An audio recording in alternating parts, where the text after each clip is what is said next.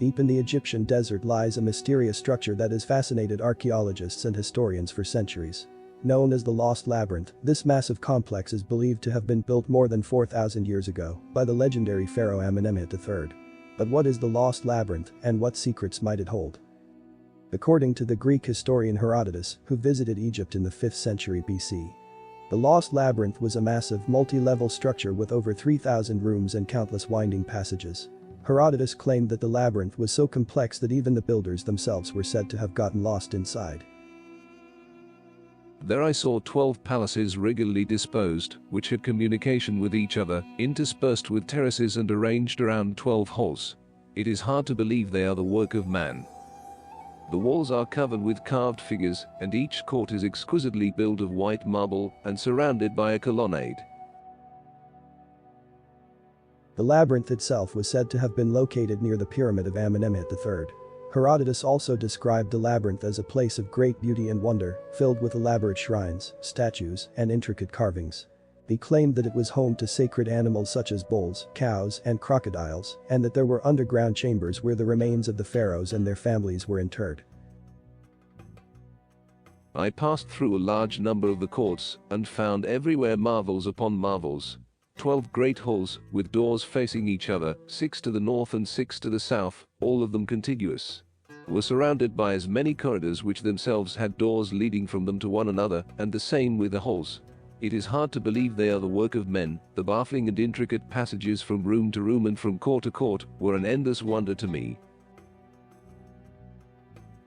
Despite numerous expeditions and excavations over the years, the Lost Labyrinth has never been fully discovered or explored.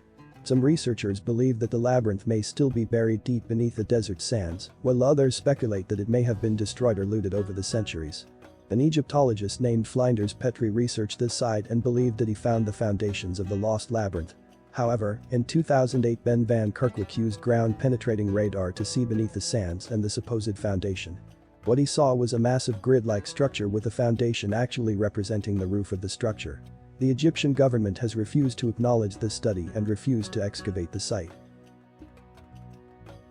Even by Greek standards, the labyrinth is an astonishing work to have produced. The more one hears of it, the greater is one's admiration.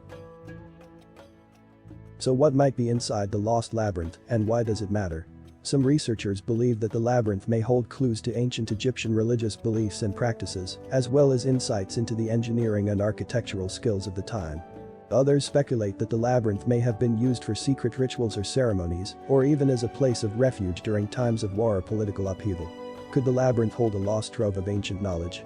Perhaps even the story of Atlantis is recorded somewhere inside this vast complex.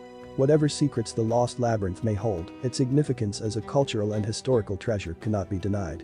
As new technologies and techniques are developed for archaeological exploration, there is hope that one day we may finally unlock the mysteries of this ancient structure and gain new insights into the fascinating civilization that created it.